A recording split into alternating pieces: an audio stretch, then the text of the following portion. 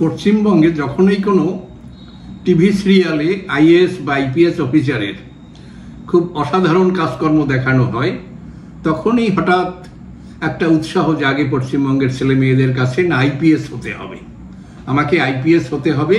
দৌড়াদৌড়ি করে, ছোটাছুটি করে, বিভিন্ন ইনস্টিটিউটে যায়, বিভিন্ন জায়গায় খবর নিতে থাকে। কিন্তু তার জন্য যে বেসিক তৈরি হওয়ার যে রাস্তা, সেই দিকে কিন্তু কারোর উৎসাহ নেই। সেটা আবার প্রমাণ করলো 2024-এর যে এক্সামের ফল বেরোলো গতদিন, সেইখান থেকে 1009 জন গ্রুপ এ এবং group B service including IAS, IPS, Indian foreign service এবং আদার সেন্ট্রাল সার্ভিসেস এবং ইউনিয়ন টেরিটরির জন্য গ্রুপ বি সার্ভিসেস, তার জন্য যে সিলেকশন লিস্ট বেরিয়েছে তার টোটাল সংখ্যা হচ্ছে 1009।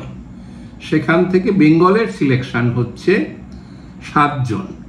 কিন্তু 7 জনের যদি একটু আমরা ভালো করে তথ্য তালাশ করি, তাহলে দেখা যাবে যে এর মধ্যে একাধিক ছেলে মেয়ে যারা পশ্চিমবঙ্গে বসে তৈরি হয়নি, তারা পড়াশোনা বাইরে করেছে, সেখানে বসে তৈরি হয়েছে, কিন্তু মন্দের ভালো, কমপক্ষে পশ্চিমবঙ্গের থেকে পরীক্ষা দিয়েছে ইত্যাদি করে এরা বেশ কয়েকজন সিলেক্ট হয়েছে। তার মধ্যে ভালো পজিশন করেছে একটি বাঙালি মেয়ে মেঘনা চক্রবর্তী, যিনি অল ইন্ডিয়াতে 79 র্যাঙ্ক করেছে।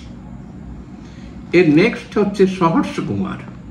সহর্ষ কুমার নাম থেকেই বোঝা যাবে যে বাঙালি নয়, হয়তো পশ্চিমবঙ্গে ছিল, এখানে থেকে হয়তো পরীক্ষা দিয়েছে এবং তার পছন্দের জায়গা হচ্ছে সে গুজরাটে গিয়ে কাজ করবে, কারণ সেখানে তার আত্মীয় স্বজনও রয়েছে। তার পজিশন হচ্ছে 153। নেক্সট প্রতিভা লামা র্যাঙ্ক করেছেন 461। তারপরে আছে রাজদীপ ঘোষ, র্যাঙ্ক করেছে 789। অর্থাৎ এই মোটামুটি যারা ভালো ফল করেছেন, এছাড়াও আরো কয়েকজন আছে, যেমন জজিলা ডোলকার ভুটিয়া, সাথে আরো কেউ কেউ রয়েছেন, সব মিলিয়ে 7 জন। 7 জনের মধ্যে আমরা যাদেরকে বাঙালি বলতে পারি, সে বাঙালি হচ্ছে রাজদীপ ঘোষ এবং মেঘনা চক্রবর্তী। বাকিরাও পশ্চিমবঙ্গের লোক, অবশ্যই আমরা বাঙালি বলবো। তার মধ্যে একজন প্রবীণ কুমার। এরা কেউ কেউ আমাদের পশ্চিমবঙ্গ সরকারের যে ইনস্টিটিউট, সেই ইনস্টিটিউট থেকে তারা তৈরিও হয়েছে। সেদিক থেকে ইনস্টিটিউটের যিনি সর্বময় কর্তা এখন, সুরজিৎ কর পুরকায়স্থ, তিনিও উল্লসিত এবং মনে করছেন ভালো রেজাল্ট হচ্ছে। কিন্তু আমার কথা হচ্ছে, যারা সিলেক্ট হয়েছেন, লিস্টে যাদের নাম তুলতে পেরেছেন, তাদের তো আমাদের কংগ্রাচুলেট করতেই হবে, সবাইকে অভিনন্দন। এবং এখন যারা তৈরি হচ্ছে তারা আগামী বছরে আরো ভালো রেজাল্ট করুক। কিন্তু আমরা পার্সেন্টেজটা হিসাব করুন, 1009 জনের মধ্যে 7 জন পশ্চিমবঙ্গ থেকে, অর্থাৎ সার্বিকভাবে জনসংখ্যার হিসাবে, ছাত্র সংখ্যার হিসাবে বা রাজ্যের সংখ্যা হিসাবে যদি আমরা হিসাব করি, কোনোভাবেই এটা একটা সন্তোষজনক পার্সেন্টেজে আসে না। এ তো সরকারি উদ্যোগে কিছু ট্রেনিং এর ব্যবস্থা ছিল, সেসব মিলিয়ে কিছুটা ফল হয়েছে। কিন্তু এমন একটা সময় ছিল যে পশ্চিমবঙ্গ থেকে 50 জন, 60 জন, 30 জন সিলেক্ট হওয়ার জন্য এরকম কোনো ট্রেনিং এর, কোনো ইনস্টিটিউশনের, কোনো হেল্পের দরকার হতো না। ছাত্ররা নিজস্ব উৎসাহ, নিজস্ব আগ্রহ, নিজস্ব পরিশ্রম এই দিয়ে পশ্চিমবঙ্গে বসে পড়াশোনা করেছিলেন। কিন্তু ক্রমাগতভাবে বামপন্থী রাজত্বের একটা অংশে এসে, এবং বর্তমান সরকারের সময়ের কথা তো নেই, ফলে সংখ্যাটা এত কমে এসেছে যে কোনোভাবে এটাকে আমরা পার্সেন্টেজের মধ্যে ফেলতে পারছি না। তাহলে আমরা কি বলবো, এটা কেন এরকম হচ্ছে? কারণ আগ্রহ, পড়াশোনার পরিবেশ তৈরি করা, এবং যে ধরনের পড়াশোনা করলে সিভিল সার্ভিসের মতো পরীক্ষায় সাফল্য আসে। কারণ এটা কেন বলা হচ্ছে যে এই বছরে যে ছেলেমেয়েরা পরীক্ষায় বসেছিল, তাদের সংখ্যা একটা বিশাল, প্রায় 5 লক্ষ ছেলে মেয়ে এই পরীক্ষায় বসেছিল, যদিও দরখাস্ত করেছিল আরো অনেক বেশি, কিন্তু তারা সবাই পরীক্ষায় বসেননি বলে হয়তো বা একটু সুবিধা, আমরা পার্সেন্টেজের কথাটা যদি বলতে চাই তখন একটু সুবিধা। হ্যাঁ, অ্যাকচুয়াল সংখ্যা হচ্ছে 9.9 লাখ ক্যান্ডিডেট অ্যাপ্লাই করেছিলেন, কিন্তু তাদের মধ্যে বলা হচ্ছে যে 56%-এর মতো তারা পরীক্ষায় বসেনি। আচ্ছা, তারপরেও যা বসেছে সেটাও একটা বিশাল সংখ্যা।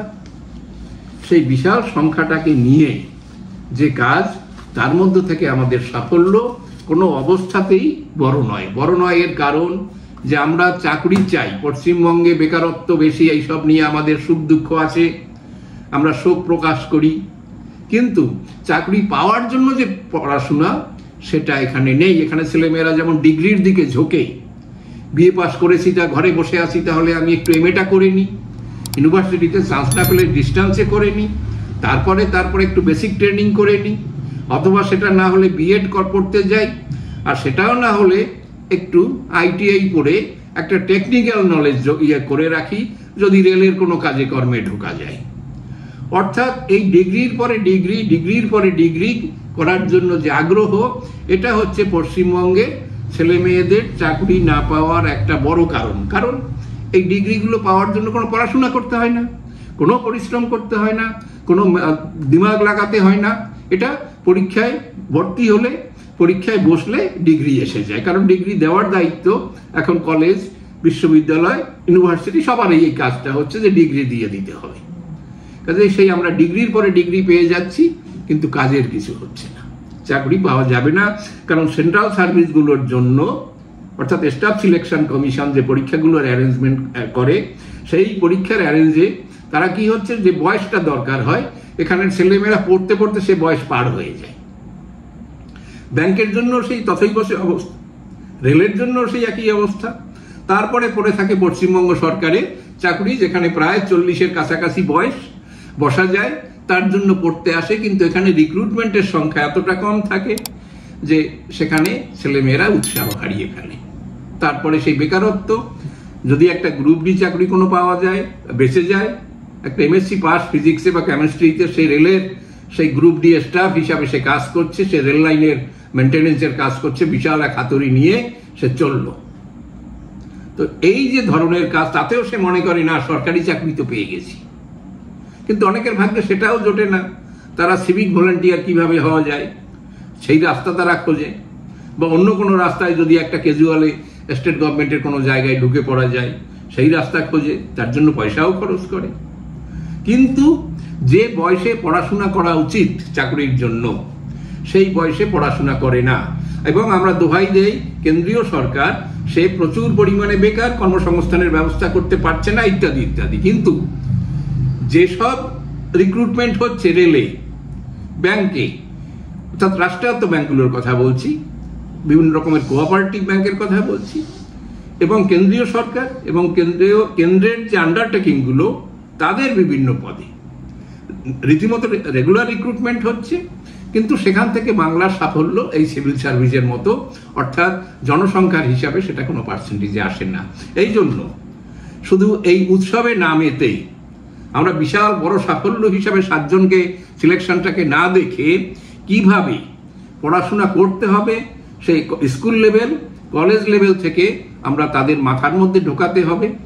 অন্তত আমরা যদি বলতাম যে 50-60 জন সিলেক্ট হয়েছে 1009 জনের মধ্যে, তাহলেও বলা যেত যে না, পশ্চিমবঙ্গে একটা বড় সাফল্য এসেছে। কিন্তু আমাদের এই 7 জনের সিলেকশন নিয়ে আমরা বিশাল সাফল্য, এটা উৎসাহিত হচ্ছি, আমরা লোককে বলছি পশ্চিমবঙ্গ একটা বিরাট কিছু করেছে। কিন্তু এ দিয়ে হবে না। বাবা মার কাছেও সেই জন্য আমাদের আবেদন, ছেলে মেয়েদের কাছেও আমরা বলছি, যারা এই ভিডিও দেখবে, যে পড়াশোনা করো, পড়াশোনার শুরু থেকেই যে একটা লক্ষ্য ঠিক করে নাও যে চাকরি পেতে হবে। কারণ এমন নয় যে সারা জীবন কিছু একটা করে কেটে যাবে, মায়ের লক্ষ্মীর ভাণ্ডার বা বাবার সেই বয়স বৃদ্ধ ভাতা, এসব দিয়ে জীবন কাটবে না। পড়াশোনা করতে হবে, নিজেকে পায়ে দাঁড়াতে হবে, তার জন্য সময় থাকতে চেষ্টা করো। চেষ্টা করলে একটা চাকরির অভাব নেই, এই কথাটা তোমাদের মাথায় আনতে হবে।